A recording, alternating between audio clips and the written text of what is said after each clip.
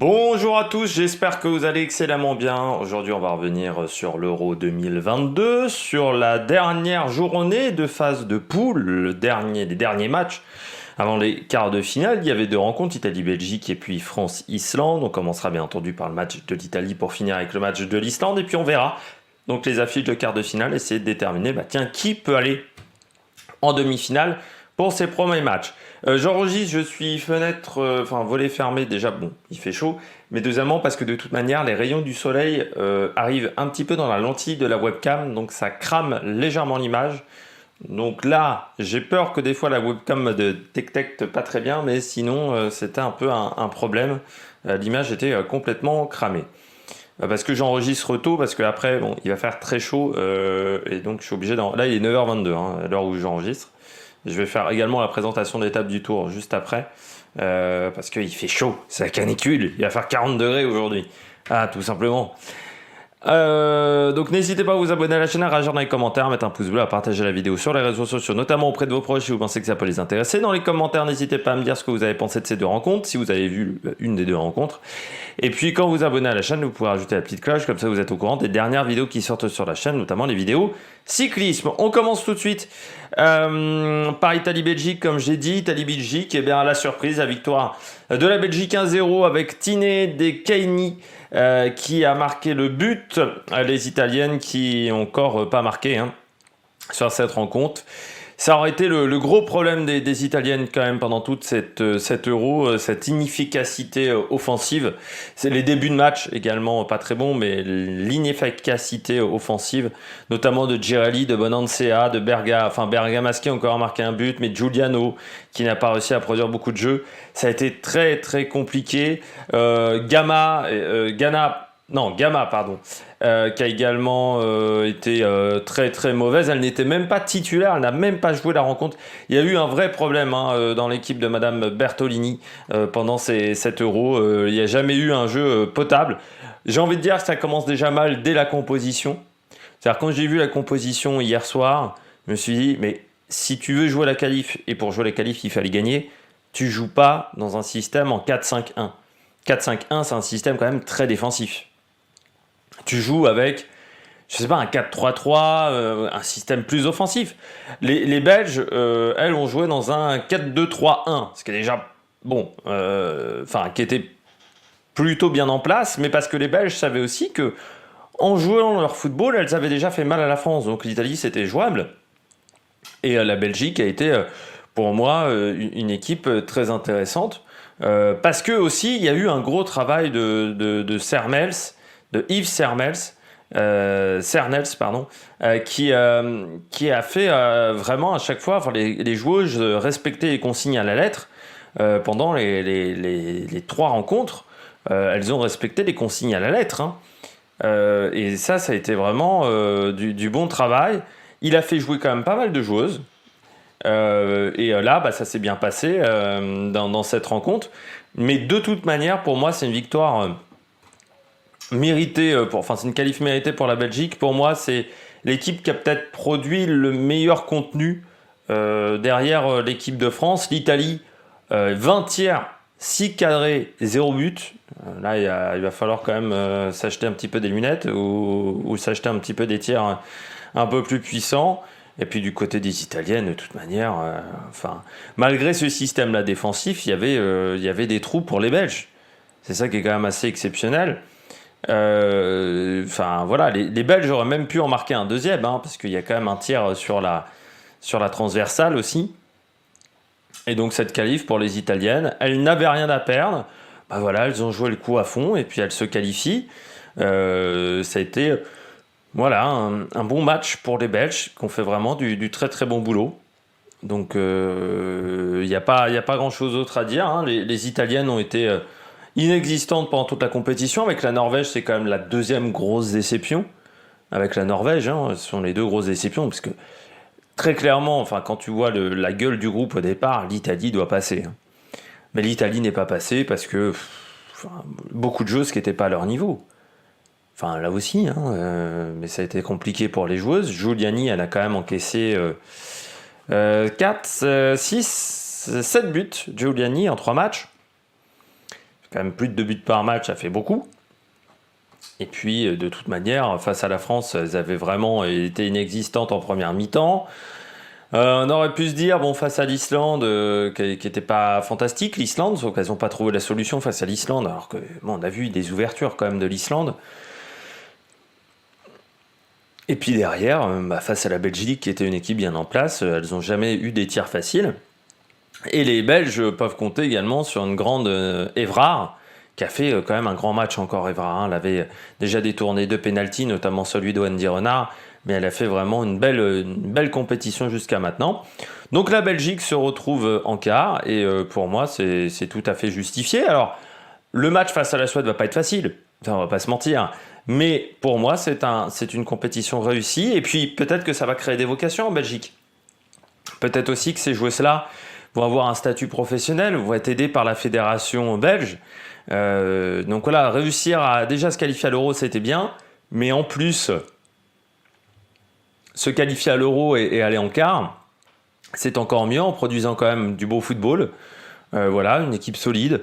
Bon, moi, je trouve que c'est justifié du côté des Italiennes. Une inefficacité offensive et des joueuses qui n'ont pas été à leur niveau. Giacinti, Gali, Gamma, Bonansea, Girelli, Mangiuliani. Ça a été compliqué. Ça a été compliqué pendant toute la compétition. Donc à un moment, voilà. Du côté des Italiennes, on pensait que c'était une équipe qui avait progressé. C'est un championnat pourtant qui progresse aussi, mais il va falloir peut-être que l'équipe nationale change des choses, change sa manière de faire. Peut-être qu'il y a eu un raté de ce côté-là, mais cette compétition a quand même été extrêmement difficile pour les Italiennes. Je poursuis donc avec le deuxième match, Islande-France. L'Islande pouvait se qualifier si elle battait les France. La France, elle était déjà qualifiée. Là encore, décevant pour l'équipe de France. Décevant parce qu'on a, je dirais, 20 premières minutes plutôt très intéressantes, notamment avec Mallard, qui a fait un bon match, Mallard, à l'attaque, avec Baltimore aussi, qui a été très intéressante, avec Diani. Voilà. Et puis, ensuite, ça disparaît, et on aurait pu perdre. On aurait pu perdre cette rencontre, parce que Perrault-Magnin, le match pénible pour Perrault-Magnin. Alors les sorties aériennes, je vous en avais parlé lors du premier match, que je trouvais qu'elle ouvrait énormément le but. Quand elle faisait des sorties aériennes, là ça a été vraiment complètement le cas. Et puis en plus, c'est vrai que la défense aussi de temps en temps ne l'a pas aidé, notamment Marion Torrent, qui quand même était en grande difficulté pendant ce match. Et c'est vrai que Perrault-Magnin, ça a été dur quoi. Mais la défense me rassure toujours pas. Ce qui est fou, c'est que offensivement, c'était le test. Je trouve que ça tournait pas mal. Quand on aura le retour de Cascarino, Périssé, ça sera pas mal avec Grace Gueyoro aussi, qui ne jouait pas cette rencontre. Mais c'est vrai que pour le reste, ça a été quand même très difficile, je trouve. Je trouve Bilbao, par exemple, n'a pas fait un grand match. Wendy Renard, Tunkara s'est fait un moment déplacé par une Islandaise, on aurait dit un pantin. Marion Torrent qui était cramé au bout de 25 minutes de jeu, là aussi. Il n'y a pas mieux que Marion Torrent en France à ce poste-là, vraiment. Non, parce que Marion Torrent, à la Coupe du Monde 2019, déjà, je trouvais que c'était l'une des joueuses qui avait été la plus en difficulté avec F. Périssé, mais au moins F. Périssé a progressé. Marion Torrent, j'ai pas vu de progrès.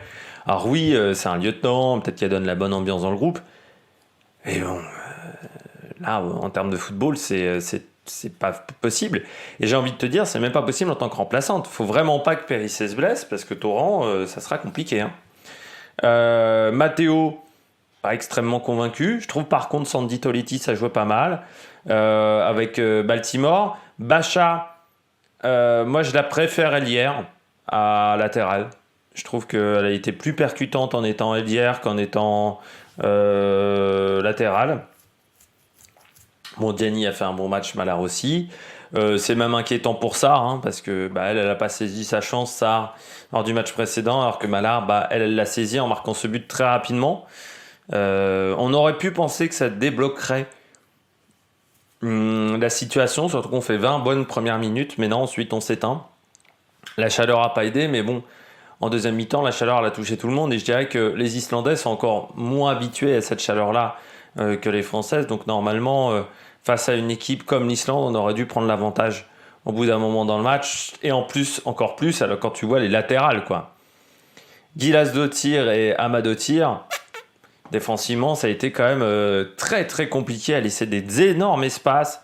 Gilasdottir face à Cascarino, ça a été, elle a été au supplice, pardon. Devant, heureusement, alors la numéro 9 qui s'appelle Thorvaldsdottir, hein, je crois que je prononce bien, était quand même, elle a raté quand même beaucoup d'occasions parce que 8 tirs hein, du côté 9 tirs pardon, du côté de l'Islande, seulement 2 cadrés. C'est pas suffisant. Mais elles ont joué leur football, les Islandaises, hein, du jeu de contre. Elles ont tenté de nous faire mal, mais nous, on a fait 18 tirs pour 5 cadrés. C'est pas non plus si incroyable que ça. Et puis surtout, on s'est pas vraiment rassuré, quoi. C'est-à-dire, le match face à la Belgique n'était pas très concluant. Là, le match face à l'Islande, il y a quand même des postes où je dirais que la défense, c'est pas l'idéal, vraiment. Et il va falloir faire mieux. En plus, Karchaoui, qui pourtant était remplaçante, se prend un jaune. Donc ça aussi, c'est pas l'idéal. Parce que c'est une joueuse importante, Karchaoui. On a vu quand Bacha est sorti et que Karchaoui est rentré, au bout de 3 minutes, Karchaoui elle est déjà décisive sur une action. Donc ça a été assez intéressant. Mais bon, on a pu faire tourner l'effectif, ça c'est bien. Après, le match a quand même pas été foufou, quoi. Et on enchaîne les matchs qui sont pas incroyables. Et bon, on se qualifie, hein. On peut se dire qu'on a encaissé, on a quand même encaissé un but par match. Que notre gardienne, je suis pas tellement hyper rassuré. Que la défense centrale, Wendy Renard, Tunkara, ça marche toujours pas. Bacha, moi je la préfère à l'hier. Torrent, c'est pas bon non plus. Bon, ça va être pas facile quand même, hein. Pas facile du tout. Il va falloir améliorer les choses. Et les Islandaises, elles ont tenté, elles ont bien tenté. Alors, certains diront, on a 2 buts qui sont refusés aussi. Le premier, c'est justifié à les hors-jeu. Le deuxième, bon, il y a main, mais c'est pas une main volontaire. Donc, normalement, maintenant, les mains qui ne sont pas volontaires, on ne les siffle pas. Bon, là, elle a appliqué un règlement qui veut dire qu'on siffle toutes les mains. Donc, bon, il n'y a pas eu but. Mais de toute manière, les Islandaises aussi ont eu la capacité d'en marquer un deuxième. Donc, c'est voilà, ça aurait pu vraiment pas tourner à notre avantage cette affaire-là. Et je trouve que défensivement, on s'est fait beaucoup trop avoir, alors que les joueuses en face islandaises n'étaient pas les meilleures joueuses du tournoi. Et je trouve que dans le groupe D, c'était presque l'équipe la plus faible, l'Islande. Donc oui, pas convaincu. Et bon, Corinne Diacre, toujours satisfaite, mais moi je suis pas satisfait de la performance qu'on a montrée sur cette rencontre. Donc on verra en quart. Mais bon, moi qui étais qui était quand même plutôt sûr de moi après le match du groupe C des Pays-Bas, je me dis que ça va être beaucoup plus serré que ça. La demi est atteignable. Mais il va falloir quand même augmenter le rythme. J'espère qu'elles arriveront à le faire. Bon, on passe au programme à suivre. Programme à suivre, les quarts de finale. Donc les quarts de finale entre mercredi et samedi. 4 matchs à 21h. La première rencontre, ça sera Angleterre-Espagne.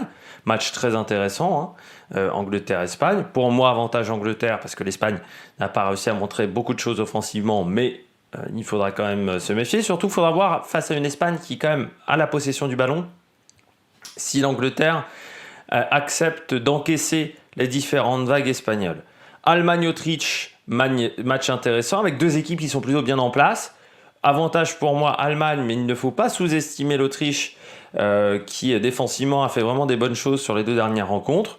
Suède-Belgique, je dirais que c'est techniquement le quart le plus déséquilibré, avantage Suède, mais il faudra quand même que les Suédoises proposent un jeu offensif et surtout qu'elles ne se contentent pas des coups de pied arrêtés. Et puis France-Pays-Bas, match qui ne sera pas facile, avec deux équipes qui ont montré des choses intéressantes sur certains postes et puis qui ont des secteurs un peu plus compliqués. La gardienne néerlandaise, c'est quand même du bon niveau, du très bon niveau.